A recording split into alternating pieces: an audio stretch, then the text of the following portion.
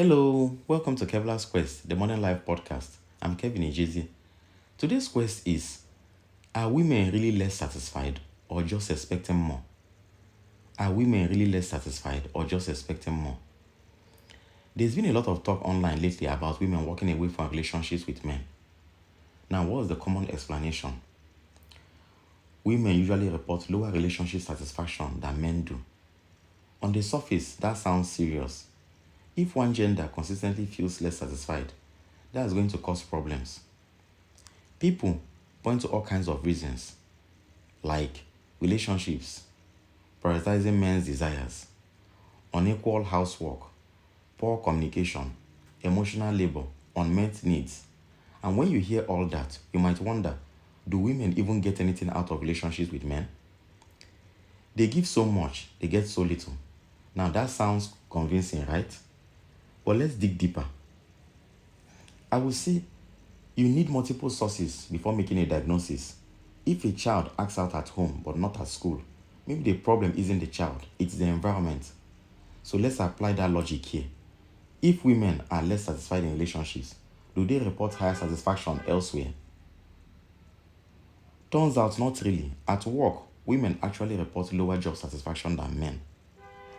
And here's the twist. Studies show women are less satisfied working under female bosses than male ones. So maybe it's not just men holding them back. What about mental health? Women have higher rates of anxiety and depression, and they are more than twice as likely to be on psychiatric medication. Some say that's because women are better at asking for help. But if that's true, then men are the underserved group. And we all don't see a big social movement to fix that. There's no social movement that is fixing men who are the underserved group here. There's no social movement, but there's a lot of social movement helping women with their mental health issues. So what it means is that men are supposed to be the ones suffering more since they are the underserved group. Okay, now, so women are less satisfied in relationship, less satisfied at work, and more discontented on their own. Maybe the problem is men, right? Then lesbian relationship should be the happiest of all. But the divorce rate among lesbians is actually higher than among straight couples.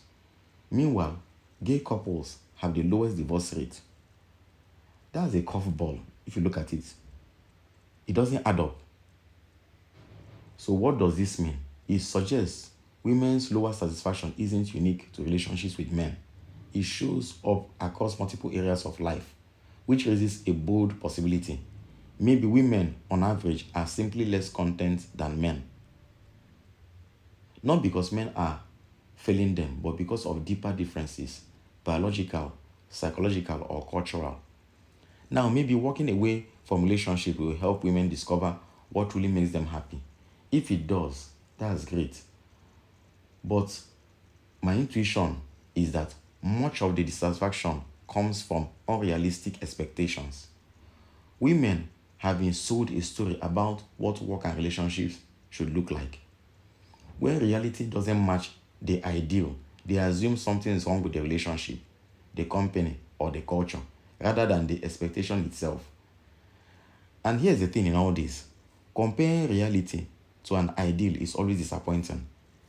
Men do it too, but perhaps men aren't bombarded from childhood with propaganda about what they deserve.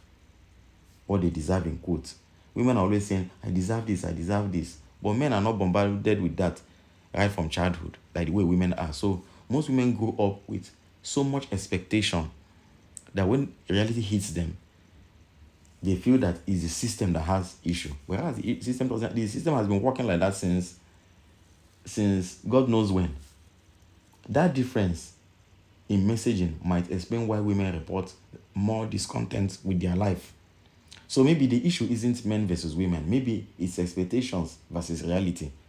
And the lesson for all of us, men and women alike, is that chasing ideals will always leave us dissatisfied.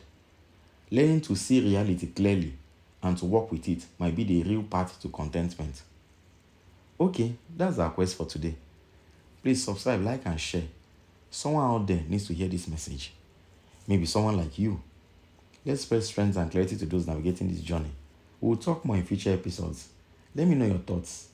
Thanks for listening and take care.